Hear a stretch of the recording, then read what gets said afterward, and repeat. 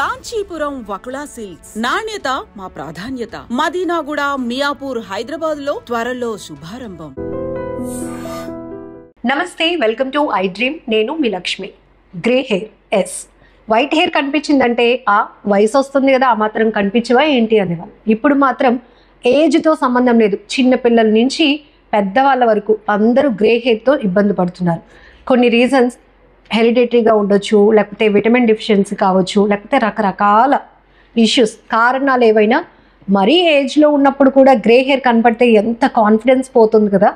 అందుకనే కేతా శోభారాణి గారు మనతో పాటు ఉన్నారు. తను చెప్తున్నారు, ఈ వీడియో ఎక్కడ స్కిప్ చేయకుండా చూడండి. అలానే నేను ఈ వీడియోలో చెప్పిన టిప్ని ఫాలో అవ్వండి, గ్రే హెయిర్కి గుడ్ బై చెప్పండి అని.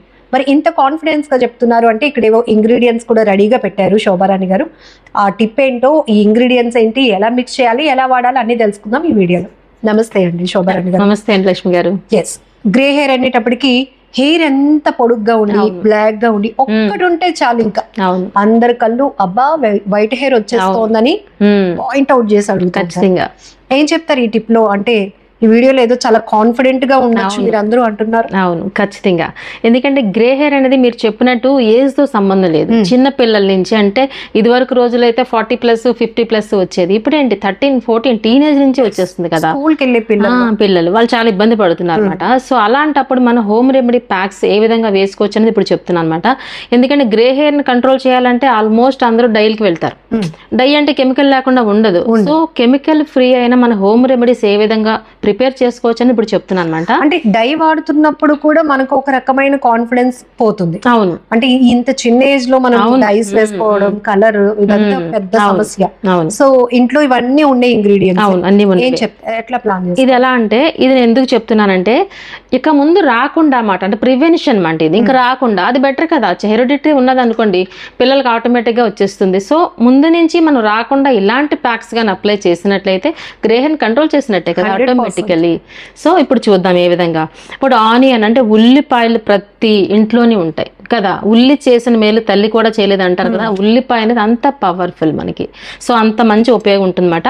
సో ఈ ఉల్లిపాయ మనకి జ్యూస్ కావాలి. ఇప్పుడు ఇందులో ఒక 1/2 బౌల్ కావాలన్నమాట. సో శాంపిల్ కు మీకు చూపిస్తాను. ఇప్పుడు మిక్సీ లేదు కాబట్టి ఇలా గ్రేట్ చేసేసి నేను జ్యూస్ చూపిస్తాను అనమాట. ఈ విధంగా ఉల్లిపాయని చిన్న చిన్న ముక్కల కింద కట్ చేసి మిక్సీ జార్లో వేసి అయినా పేస్ట్ చేసుకోవచ్చు, లేదా ఇలాగా ఇలా కూడా వచ్చేస్తుంది. సో శాంపిల్ కోసం క్వాంటిటీలోనే చేసుకుంటాం కాబట్టి మీరు పిల్లర్ యూస్ చేసుకొని ఇట్లా చేసుకుంటే ఈజీగా వచ్చేస్తుంది.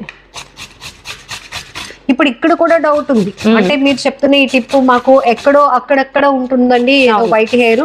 సో హెయిర్ అంతటికి ప్యాక్ ప్రిపేర్ చేసుకోవాలా అని అవసరం లేదు. హెయిర్ అంతా ఎక్కడుంటే అక్కడ పెట్టొచ్చు. బట్ నేను ఇందాక చెప్పాను చూసారా, ప్రివెన్షన్ అని. సో అలాంటప్పుడు కొంచెం ఎక్కువ అవుతున్నాయి వైట్ హెయిర్స్ అంటే మాత్రం హెయిర్ అంతా అప్లై చేసుకోవచ్చు. అప్లై చేసుకున్నా తప్పు అయితే లేదు, లేని చోట కూడా అప్లై చేసుకోవచ్చు. ఇక్కడ కూడా మీరు చెప్తూ ఉంటారు, ఇది ప్రిపేర్ చేస్తూనే చాలా టిప్స్ మాకు కావాలి. అంటే హెయిర్ వాష్ చేయాలా, అవసరం లేదా, లేదంటే ఆయిల్ అప్లై చేసినాక మీరు చెప్పిన ఈ ప్యాక్ అనేది వేసుకుంటే గ్రే హెయిర్ కంట్రోల్ అవుతుందా, ఇలా రకరకాల డౌట్స్ మళ్ళీ మాకు. మంచి క్వశ్చన్ వేశారండి. ఇప్పుడు ఏదైనా సరే మనకి స్కిన్ ప్యాక్ అవ్వచ్చు, హెయిర్ ప్యాక్ అవ్వచ్చు, నీట్ గా ఉన్న ప్లేస్ లో, అంటే నీట్ గా ఉన్న హెయిర్ అయితే స్కాల్ప్ అవ్వచ్చు, లేదంటే ఫేస్ అంటే స్కిన్ అవ్వచ్చు, నీట్ గా ఉన్న ప్లేస్ మీద మనం ప్రిపేర్ చేసి అప్లై చేసిన ప్యాక్ అనేది రిజల్ట్ ఎక్కువగా ఎక్స్పెక్ట్ చేయొచ్చు. సో దీన్ని బట్టి మనకు అర్థం ఏంటంటే స్కాల్ప్ కూడా నీట్ గా ఉండాలంటే హెయిర్ వాష్ చేసుకున్న తర్వాత ఆయిల్ లేకుండా, వితౌట్ ఆయిల్. సో ఈ విధంగా మనం ప్రిపేర్ చేసాం అనుకుందాం. ఇది కూడా ఈ మాత్రం వచ్చింది కదా, జస్ట్ ఫర్ శాంపిల్ కాబట్టి చూపిస్తున్నా. దీన్ని ఫిల్టర్ చేసుకుంటాం. ఎందుకంటే పల్పు పెట్టుకున్నట్లయితే మనకి హెయిర్ కి అంటుకుంటుంది అనమాట. సో పల్పు పెట్టుకోకుండా, డైరెక్ట్ పెట్టకుండా ఈ విధంగా మనం ఫిల్టర్ చేద్దాం. ఈ జ్యూస్ వస్తుంది. ఇప్పుడు చూస్తున్నారు, మనకి 1/2 బౌల్ సరిపోతుంది అనమాట. కళ్ళకి ఎంత పవర్ వస్తుందో ఈ జ్యూస్ నుంచి మనకి హెయిర్ కి కూడా అంత పవర్ఫుల్ గా వర్క్ చేస్తుంది. ఇందులో సల్ఫర్ ఉంటుందన్నమాట. ఈ సల్ఫర్ అనేది మనకి చాలా స్ట్రాంగ్ గా హెయిర్ అనేది రీగ్రోత్ కూడా వస్తుంది. అట్ ద సేమ్ టైం మనకి గ్రే హెయిర్ ని కంట్రోల్ చేస్తుంది అనమాట. ఇది 1/2 బౌల్ సరిపోతుంది అన్నమాట ఇలా. సో ఈ విధంగా మనం జ్యూస్ తీసుకున్నాము. ఇది 1/2 బౌల్ ఖచ్చితంగా ఉండాలి అనమాట. ఎందుకంటే మెయిన్ ఇంగ్రీడియంట్ కాబట్టి 1/2 బౌల్ ఉండాలన్నమాట ఇది. ఓకే, సో చిన్న హెయిర్ అయినా పెద్ద హెయిర్ అయినా సరే టోటల్ అంతా కలిపేసి ఒక బౌల్ అవ్వాలి మనకి. మిగతా ఇంగ్రీడియంట్స్ అన్ని కలిపి మినిమం 1 బౌల్ అవ్వాలన్నమాట.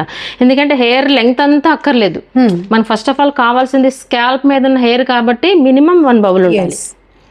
లేదు మా ఇంట్లో అందరికి మంచిగా ఉంటుంది హెయిర్, ఏదో మా అమ్మాయికి వచ్చింది అనుకుంటే లో క్వాంటిటీ, తక్కువ క్వాంటిటీలో ప్లాన్ చేసుకోవచ్చు. లేదు మా అమ్మమ్మ గారికి వాళ్ళ అలా అంటే వంశపారపర్యంగా వస్తుంది అన్నప్పుడు మీరు చెప్పినట్టు ప్రివెన్షన్ కాబట్టి అంత హెయిర్ అంతటికి మీరు ప్యాక్ ప్రిపేర్ చేస్తారు.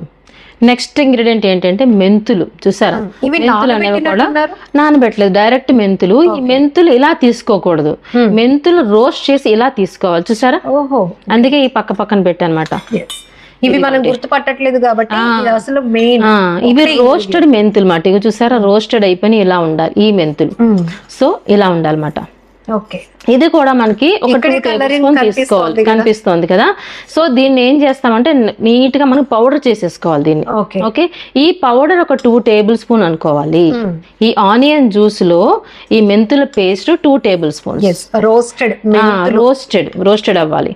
అలానే మనకి కరివేపాకు ఆల్వేస్ ఎప్పుడు చెప్తూ ఉంటాను నేను, ఇంటేక్ అంటే తిన్నా మంచిదే, అలాగే ఎక్స్టర్నల్ అప్లికేషన్ కూడా చాలా మంచిదే అని.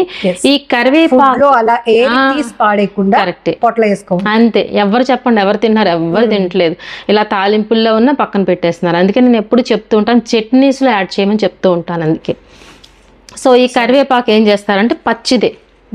ఓకే, పచ్చిది ఏం చేస్తారంటే పేస్ట్ చేయగా వచ్చింది ఒక 1/2 బౌల్.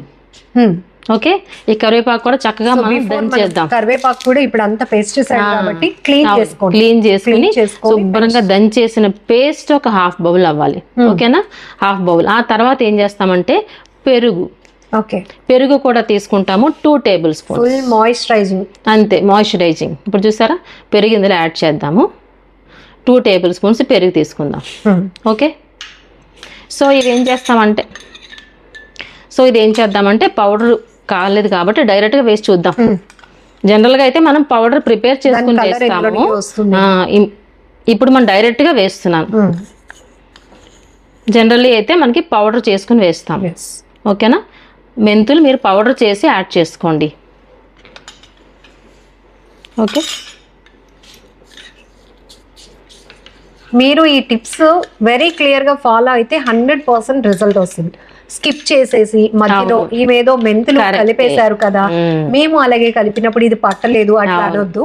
ఆల్రెడీ శోభారాణి గారు చెప్పారు, మనం వీడియో ప్రిపరేషన్ కోసం కాబట్టి అది పేస్ట్ పౌడర్ చేయకుండా మనం యూజ్ చేస్తాం. మాత్రం మస్ట్ గా పౌడర్ చేసుకోండి. ఓకే, సో అలానే కరివేపాకు కూడా మనం పేస్ట్ కింద చేసుకుని మాత్రమే ఇందులో యాడ్ చేసుకుంటారు. మనం పౌడర్ చేయలేదు కాబట్టి ఈ కలర్ లేదు అంటే బ్లాక్ వస్తుంది. అది బ్లాక్ వస్తుంది. అది ఇంకే ఇలా మిక్స్ చేసిన తర్వాత ఒక 1 అవర్ పక్కన పెట్టుకోవాలి. ఈ 1 అవర్ లో ఈ బ్లాకిష్ కలర్ ఇంకా చక్కగా వస్తుంది మనకి. 1 అవర్ పక్కన పెట్టాలి. మంచి బ్లాక్ వస్తుంది. బ్లాక్ సమ్ గ్రీనిష్ కలర్ కూడా యాడ్ అవుతుంది ఇందులో, ఎందుకంటే కర్రీ లీవ్స్ కదా. ఇది కూడా పేస్ట్ ఒక 1/2 బౌల్ అని చెప్పుకున్నాం కదా. బ్లాక్ గ్రీన్ ఎంత హెర్బల్ చూడండి, ఇది న్యాచురల్. ఇందులో ఎక్కడ కెమికల్ యూజ్ చేయలేదు. ప్రతిదీ ఇందులో మీరు అబ్జర్వ్ చేస్తే మనం తినే ఫుడ్డే ఉంది అందులో, అంతే కదా. మనం తినే ఫుడ్ మాత్రమే ఎక్స్టర్నల్ అప్లికేషన్ కి యూజ్ చేస్తున్నాం ఇక్కడ. మనం ఇక్కడ ఫోకస్డ్ గా పెడుతున్నాం కాబట్టి ఇమీడియట్ గా మనకి ఎర్లీగా రిజల్ట్ అంతే. కాకపోతే ఇది ఖచ్చితంగా మీరు ఎలా అప్లై చేసుకోవాలంటే, ఇందాక మీరు అడిగారు కదా క్వశ్చన్, నీట్ గా స్కాల్ప్ అంతా క్లీన్ చేసుకుని అంటే హెయిర్ వాష్ చేసుకున్న తర్వాత మాత్రమే ఈ ప్యాక్ అప్లై చేసుకోవాలి.